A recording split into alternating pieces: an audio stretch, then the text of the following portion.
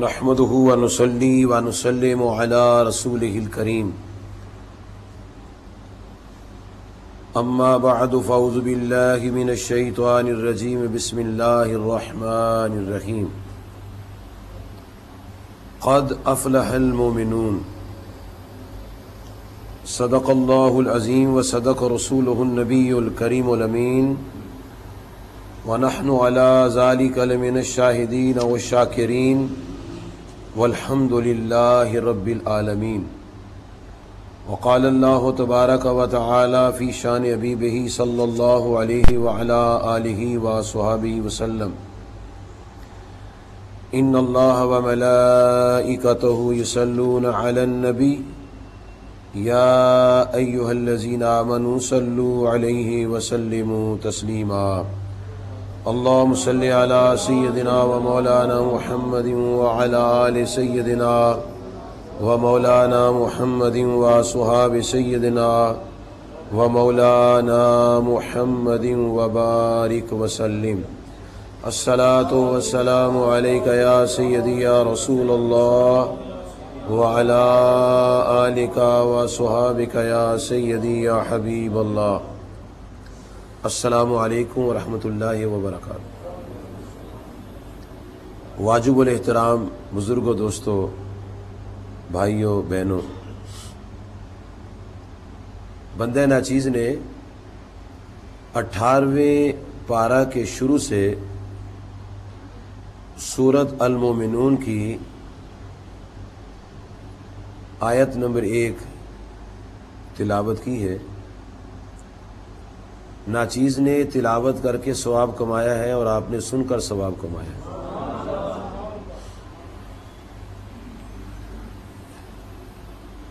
یہ آیت مبارکہ دوسری آیات مبارکہ کی طرح ہم سب کی توجہ چاہتی ہے. پورے کا پورا قرآن ہی قابل توجہ ہے. ارشاد ہوتا ہے قد افلح المؤمنون، بے شک مراد کو پہنچے، کامیاب ہوئے، فلاح پا گئے ایمان والے. اللہ تعالیٰ نے ایمان والوں کو کامیاب، مراد کو پہنچنے والے اور فلاح پانے والے ارشاد فرمایا ہے. اللہ تعالیٰ کا بڑا خوبصورت اور پیارا انداز ہے کہ جب کوئی بات ارشاد فرماتا ہے تو ساتھ اس کی تشریح بھی فرما دیتا ہے. یہاں اللہ تعالیٰ نے فرمایا ہے قد افلح المؤمنون، بے شک مراد کو پہنچے ایمان والے. اب یہ جو بات ہے مکمل بات ہے، ایک لحاظ سے مکمل بات ہے، لیکن رب ذوالجلال نے اس بات کے مکمل ہونے کے باوجود اس کی تشریح فرمائی ہے،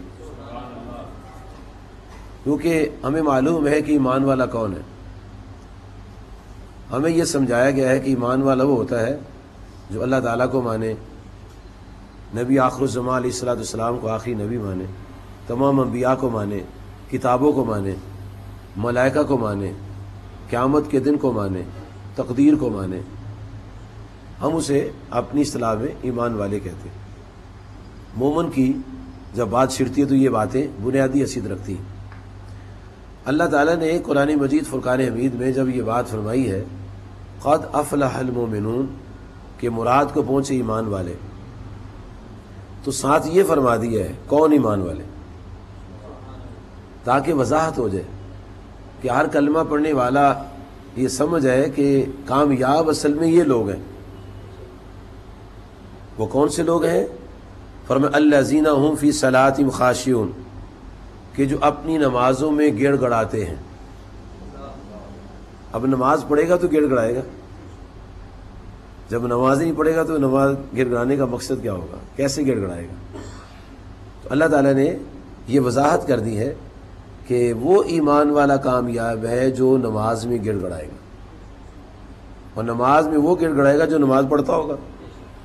اس کا مطلب ہے کہ ایمان والے کی جو خوبی بیان کی ہے وہ نماز کا قائم کرنا اولین بات کے طور پر بیان کیا ہے۔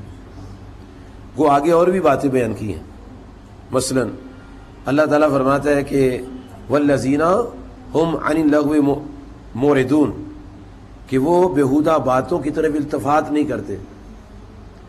پھر فرمایا کہ وہ زکوٰۃ دیتے ہیں، پھر فرمایا کہ وہ بدکاری نہیں کرتے، پھر فرمایا کہ وہ امانتوں میں خیانت نہیں کرتے، پھر فرمایا کہ وہ عہد کی پاسداری کرتے ہیں۔ یہ باتیں بیان کرنے کے بعد نمبر 1 بیہودہ باتوں سے اعراض، نمبر 2 زکوٰۃ دینا، نمبر 3 بدکاری نہ کرنا، نمبر 4 امانت میں خیانت نہ کرنا، نمبر 5 وعدوں کی پاسداری کرنا۔ یہ 5 باتیں بیان کی ہیں۔ اس سے پہلی بات جو ہے، ان 5 سے پہلے، وہ یہ ہے کہ وہ نمازوں میں گڑ گڑاتے ہیں۔ درمیان میں 5 باتیں بیان کرنے کے بعد پھر فرمایا والذین ہم علی صلواتہم یحافظون، کہ وہ ایمان والے کامیاب ہیں جو اپنی نمازوں کی حفاظت کرتے ہیں۔ یہ 7 خوبیاں کامیاب ایمان والوں کی بیان فرمانے کے بعد ارشاد باری تعالیٰ ہوتا ہے اولئک ھم الوارثون، کہ یہ لوگ وارث ہیں۔ کس چیز کے وارث ہیں؟ فرمایا الذین یرثون الفردوس، یہ جنت الفردوس کے وارث ہیں۔ اور یہ ایسی وراثت ہے جو نہ تبدیل ہوگی نہ کسی اور کو منتقل ہوگی، بلکہ ہم فیہا خالدون، یہ اس میں ہمیشہ ہمیشہ رہے۔ تو اللہ تعالیٰ نے جب یہ فرمایا کہ قد افلح المومنون، تو ساتھ یہ فرما دیے کون مومنون۔ یہ 2-4 مقامات ایسے ہی میں عرض کرتا ہوں کہ اللہ تعالیٰ جب بات فرماتا ہے تو پھر کیسے آگے اللہ تعالیٰ بات ارشاد فرماتا ہے۔ اللہ تعالیٰ فرماتے ہیں یہ کتاب جو ہے ہدی للمتقین، یہ متقین کے لیے ہدایت ہے۔ اللہ نے اتنی بات کر کے بات مکمل نہیں فرمائی کہ یہ متقین کے لیے ہدایت ہے، آگے پھر متقین کی خوبیاں بیان فرمائی کہ کون متقین ہیں۔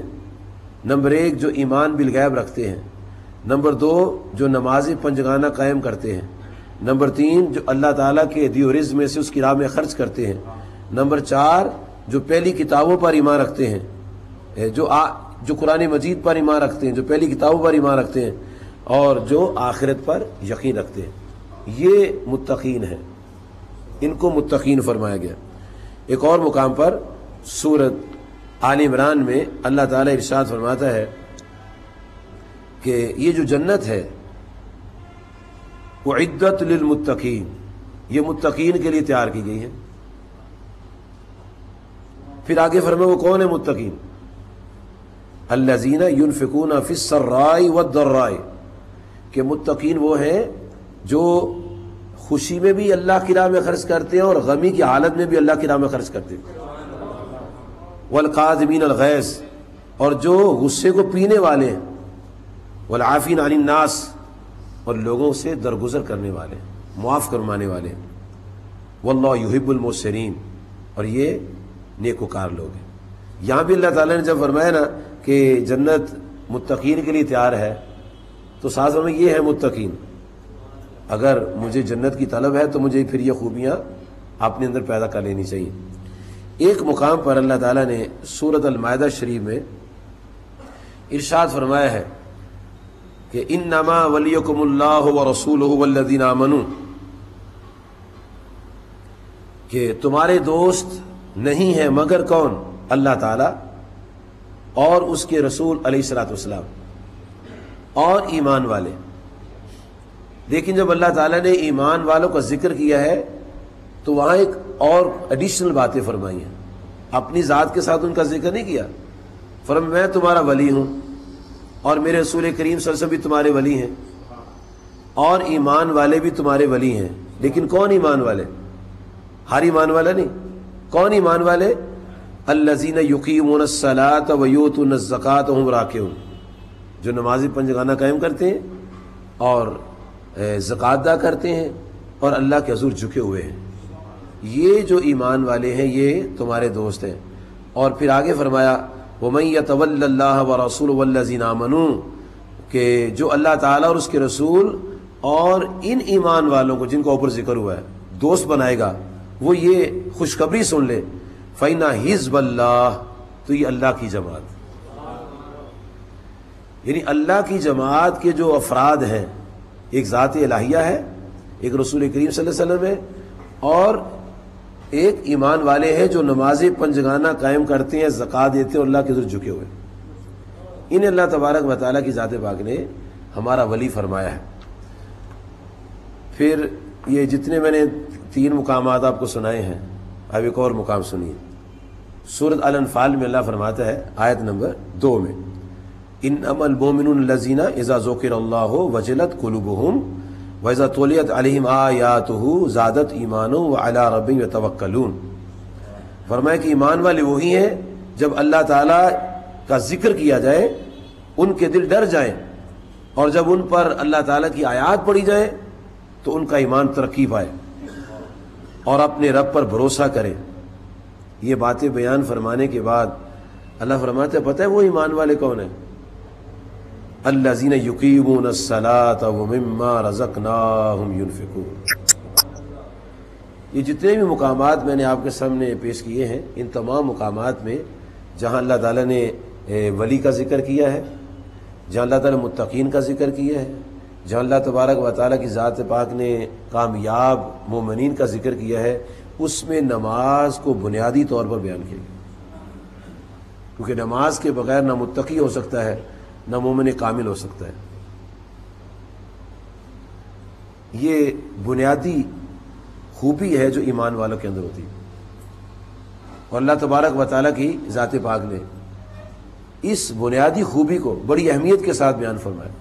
اور نبی کریم علیہ الصلاۃ والسلام تحیت و ثنا، آپ کتنا پیار کرتے تھے نماز کے، یہ احادیث کے خزانے میں جب ہم پڑھیں گے تو ہمیں سمجھ آ جائے گی کہ آپ کتنا پیار کرتے تھے۔ جی آپ معصوم عن الخطا ہیں، وہاں گناہ کا ارادہ بھی ناممکن ہے، معصوم اسے کہتے ہیں جو گناہ کے ارادے سے پاک ہو، یعنی جو گناہ کا ارادہ نہ کر سکے اسے معصوم کہتے ہیں۔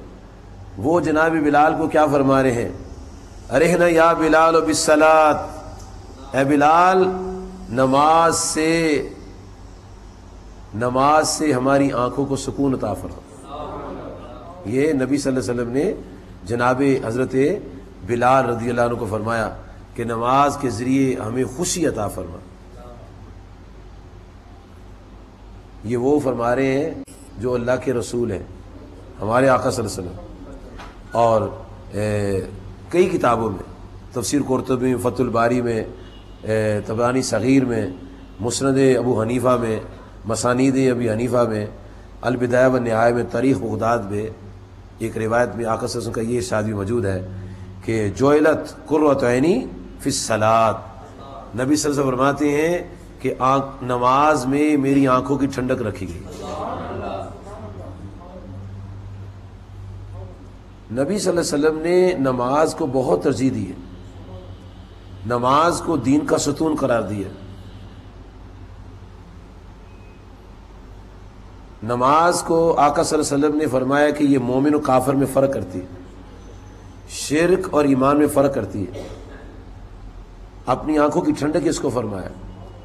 نبی کریم صلی اللہ علیہ وسلم کو اللہ تعالیٰ نے یہ عرش کا تحفہ عطا فرمایا، اسے عرشی تحفہ کہتے ہیں، اس کو معراج المومنین کہتے ہیں۔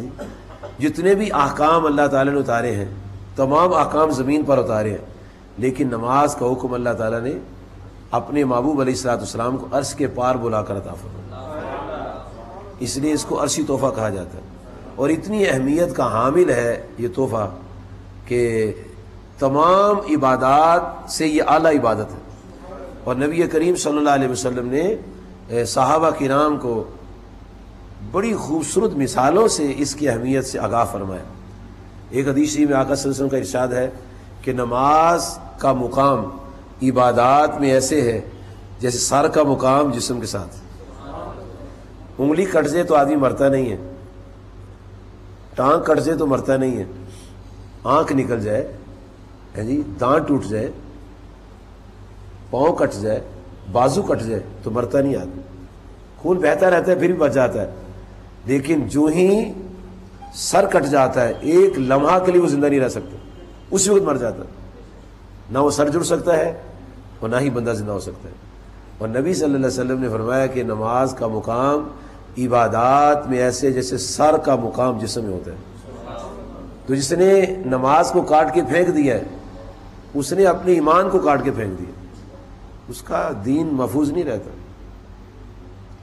دین اور ایمان محفوظ تب رہتا ہے جب انسان عبادت نماز جو ہے اس کو بجا لاتا ہے۔ اور نبی صلی اللہ علیہ وآلہ وسلم نے جتنی تاکید نماز کی فرمائی ہے نا عبادات میں، شاید ہی کسی اور عمل کی تاکید ہو۔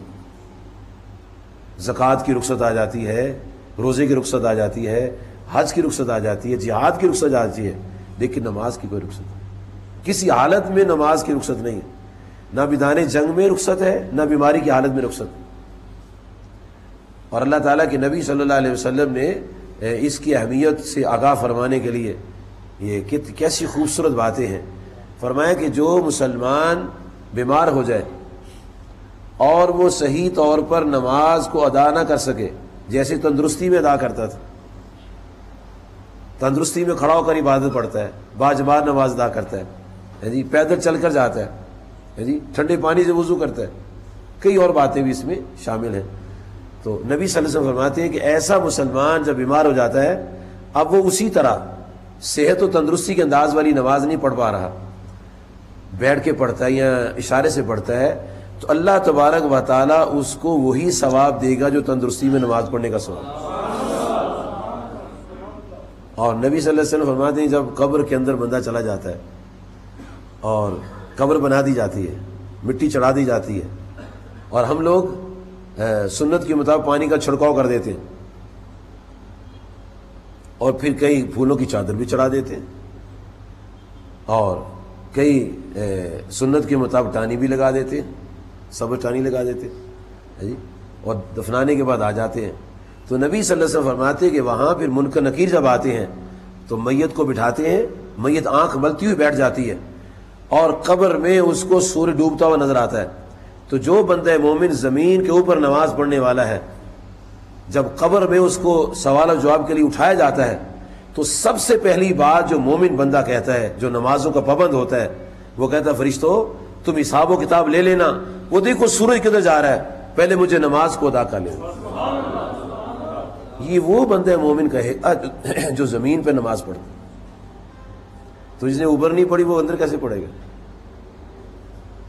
اور یہ وہ عبادت ہے، عبادات میں سب سے پہلے نماز کا سوال ہوگا اور معاملات میں سب سے پہلے ہمسائے کا حق پوچھا جائے گا، دونوں کی بڑی اہمیت ہے۔ اور نبی صلی اللہ علیہ وسلم فرماتے ہیں کہ ہمسایوں کے بارے میں اتنی تاکید ہوتی تھی اور جبریل امین ایسے آیا کرتے تھے ہمسایوں کی اہمیت اور حقوق بیان کرنے کے لیے کہ مجھے یہ ڈر ہونے لگا کہ اللہ تعالیٰ ہمسائے کو بھی وراثت میں شریک کر دے گا۔ اور نبی صلی اللہ علیہ وآلہ وسلم کا یہ ارشاد بھی حدیث کے اندر موجود ہے کہ جب بچہ دایاں اور بایاں ہاتھ پہچان لے کہ یہ دایاں یہ بایاں، تو قریب آقا صلی اللہ علیہ وسلم فرماتے ہیں کہ بچے کو اسی دن سے نماز کی تعلیم دینا شروع کر دو۔ اب آپ غور فرمائیں کہ بچہ کب سے دایاں بایاں پہچانتا ہے؟ ابھی سال کا نہیں ہوتا تو اس کو پتہ لگ جاتا ہے یہ دایاں ہاتھ ہے یہ بایاں ہاتھ ہے۔ جب وہ چیز دیتا ہے نا، پکڑتا ہے، تو ہم کہتے ہیں سیدھے ہاتھ سے پکڑو، اچھے ہاتھ سے پکڑو جی، میٹھے ہاتھ سے پکڑو جی، دائیں ہاتھ سے پکڑو۔ اس کے شعور میں فہم میں یہ لاتی ہیں بات کہ اچھا ہاتھ کون سا ہے اس کو سمجھانے کے لیے ہے جی، ہے تو دونوں ہی اچھے ہاتھ ہے جی، لیکن دائیں بائیں کا فرق رسول پاک نے فرمایا۔ آپ نے اچھا برا نہیں کہا، یہ اچھے برے کی اصطلاح ہماری ہے جی، لیکن آپ نے دائیں اور بایاں فرمایا کہ جب بچہ دایاں جب پہچان لیتا ہے، اس کا مطلب ہے جس عمر میں اس کو دائیں کا پتہ لگ جاتا ہے اس کو سبحانک اللہ کا بھی پتہ چل جاتا ہے۔ اس عمر سے بچے کو نماز کی تلقین شروع کر دو۔ اور حدیث مبارکہ میں نبی صلی اللہ علیہ وسلم کا یہ ارشاد جو ہے یہ موجود ہے کہ آقا صلی اللہ علیہ وسلم فرماتے ہیں کہ حضرت عامر ابن شعیب رضی اللہ تعالیٰ عنہ اپنے والد سے اور اپنے دادا سے روایت کرتے ہیں کہ نبی کریم صلی اللہ علیہ وسلم نے فرمایا کہ جب بچہ 7 سال کا ہو جائے تو اس کو پیاس سے نماز پڑھاؤ۔ یہ اولاد کی تعلیم والدین پر فرض ہے، سورۃ التحریم میں آیت نمبر 6 میں ارشاد باری تعالیٰ ہے یا ایھا الذین آمنوا قوا انفسکم واہلیکم نارا، اے ایمان والو اپنے آپ کو اور اپنے گھر والوں کو دوزخ کی آگ سے بچاؤ، اپنے آپ کو اور اپنے گھر والوں کو دوزخ کی آگ سے بچاؤ۔ یہ شکایات آپ کو اکثر ملیں گی کہ جی بچہ کہے پر نہیں ہے، جی بچہ تلخ بولتا ہے، جی بچہ دکان پہ نہیں جاتا، جی بچہ پڑھائی نہیں کرتا، جی بچے کے دوست اچھے نہیں ہیں، گھر میں نہیں بیٹھتا۔ یہ شکایات اکثر لوگ کریں گے۔ بہت کم لوگ یہ کہیں گے کہ جی دعا کریں ہمارا بچہ نمازی ہوئے، بہت کم لوگ کریں۔ جب ہماری اپنی توجہ نہیں ہے تو پھر معاشرے میں درستگی کیسے پیدا ہوگی؟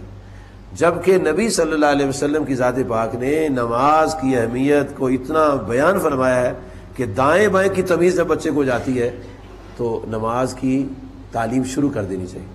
اور آقا صلی اللہ علیہ وسلم فرماتے ہیں جب بچہ 7 سال کا ہو جائے تو پیار سے نماز پڑھاؤ۔ جی ہم من حیث القوم غور کریں، انفرادی طور پر غور کریں، اجتماعی طور پر غور کریں، خاندانی طور پر غور کریں کہ ہمارے دلوں کے اندر نماز کی کتنی محبت ہے، ہم کس قدر نماز کی تلقین اور تبلیغ کرتے ہیں، ہم خود کتنی اہمیت اس کی سمجھتے ہیں۔ کیا ہم جو ہی اذان ہوتی ہے تو ہی ہماری توجہ نماز کی لگ جاتی ہے، اپنی باتوں کو چھوڑ دیتے ہیں؟ کیا ہم اپنے بچوں کو تلقین کرتے ہیں؟ کیا جب ہم صبح فجر کی نماز کے لیے گھر سے نکلتے ہیں کیا اپنے گھر والوں کو اٹھایا ہوتا ہے ہم نے؟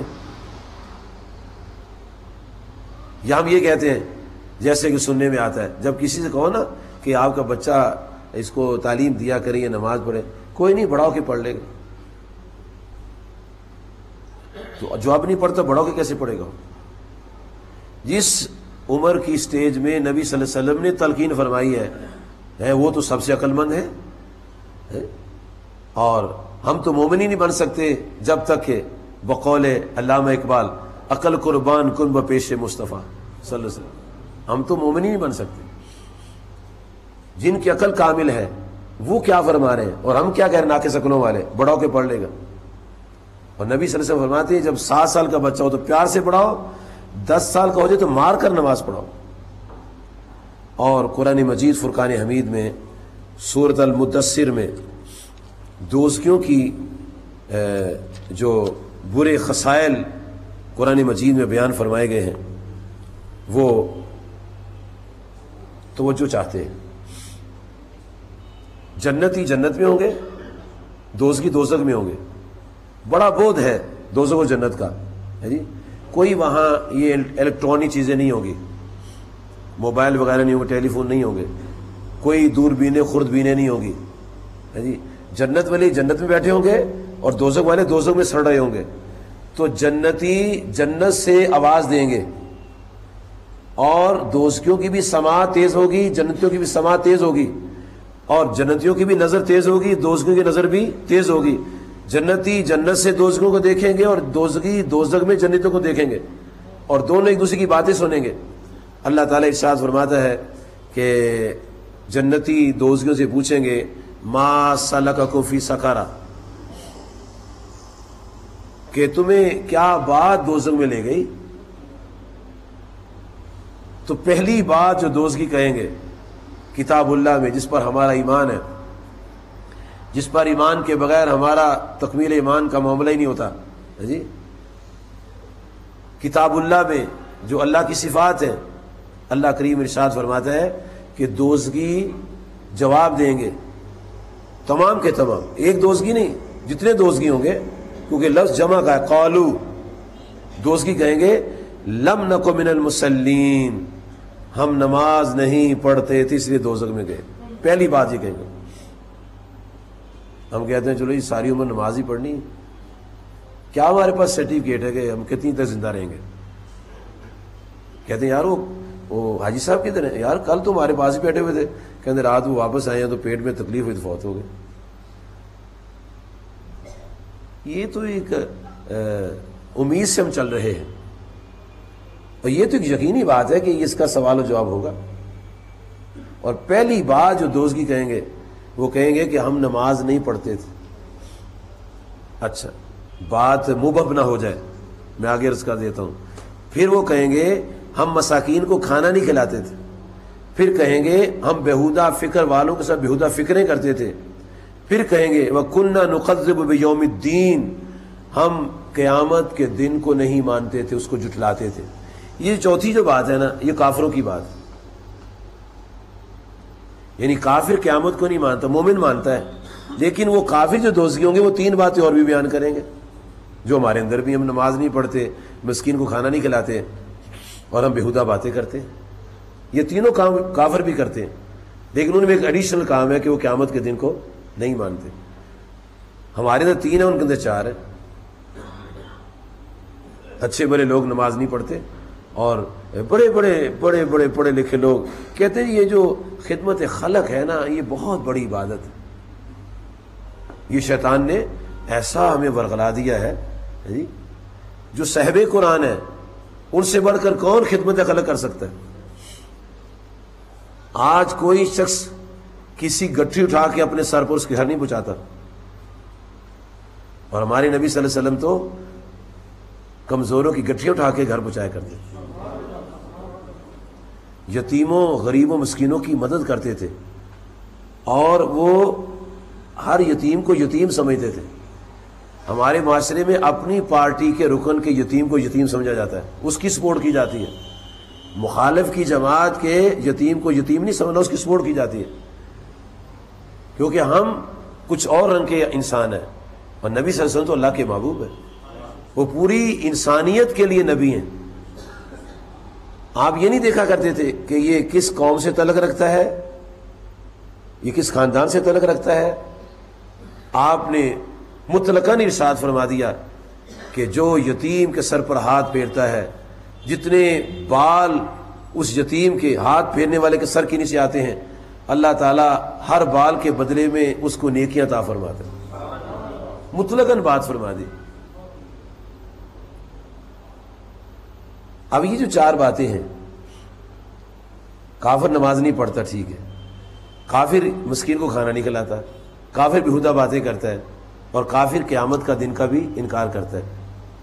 ان سے تین ہم بھی نہیں کرتے اکثریت ہے جی. مسکین کو کھانا کھلانے کی باری آ جائے تو ہمارا دل دھڑکنا شروع ہو جاتا ہے، اور بیہودہ بات کرنے میں بڑا فخر محسوس کرتے ہیں.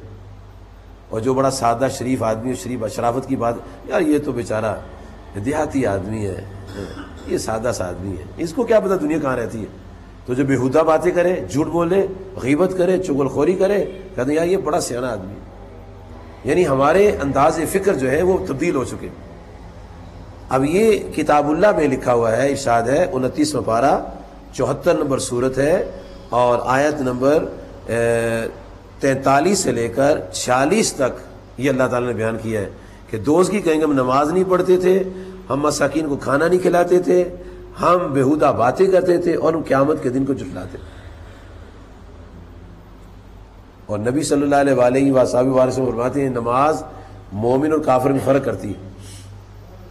اور میرے اور آپ کے کریم آقا صلی اللہ علیہ وسلم کا یہ طریقہ مبارک تھا کہ آپ جب فجر کی نماز پڑھا لیتے تھے تو آپ مسجد جاتے نہیں تھے. آپ یہ تو ہم نے ایک نیا رواج نکال لیا ہے جی، جس کے پیچھے کوئی ثبوت نہیں پیش کر سکتا کہ یہ فلاں حدیث کا حوالہ ہے. ویسے ہم کتاب و سنت کی بات کرتے ہیں، لیکن جب حوالہ مانگو تو ملے گا نہیں. نبی صلی اللہ علیہ وسلم کبھی بھی السلام علیکم ورحمۃ اللہ، السلام علیکم ورحمۃ اللہ فرماتے ہی جوتا مبارک پکڑ کے مسجد سے نہیں نکلا کرتے. کوئی روایت نہیں. صرف ایک روایت آتی ہے سیاستہ میں کہ ایک دن عصر کی نماز میں نبی صلی اللہ علیہ وسلم نے جب سلام پھیرا تو لوگوں کی گردنیں پھلانگتے ہوئے چلے گئے. صحابہ کرام نہیں گئے، صحابہ وہیں بیٹھے رہے. لیکن وہ حیرت زدہ تھے کہ آج جو عمل مبارک ہے اس کے پیچھے کوئی بات ہوگی. کچھ دیر گزری تو نبی صلی اللہ علیہ وسلم واپس تشریف لے آئے. صحابہ مسجد میں موجود تھے. آپ پھر اپنے نورانی مقام پر آ کر جلوہ فروز ہوئے تو صحابہ نے عرض کیا یا رسول اللہ خیر تھی آج؟ فرمایا وہ گھر میں ایک سونے کا ٹکڑا تھا تو میں اس لیے چلا گیا اس خیال سے ایسا نہ ہو کہ سورج ڈوب جائے اور وہ گھر میں پڑا رہے، تو میں تقسیم کرنے گیا تھا۔ میں اپنے آپ سے پوچھتا ہوں کہ اگر میں سلام پھیرتے ہی جاتا ہوں باہر تو میں کون سا سونا تقسیم کرنے جا رہا ہوں؟ یہ کون سی سنت زندہ کرنے جا رہا ہوں میں تو دکان پہ جا رہا ہوں پیسے لینے کے لیے۔ لیکن ہم نے کئی چیزیں اپنی پلے سے بنا لی ہے اور ان کو جزو ایمان رکھ لیا۔ نبی صلی اللہ علیہ وسلم کبھی بھی ایسا نہیں فرماتے تھے۔ آپ سرکار صلی اللہ علیہ وسلم نماز کا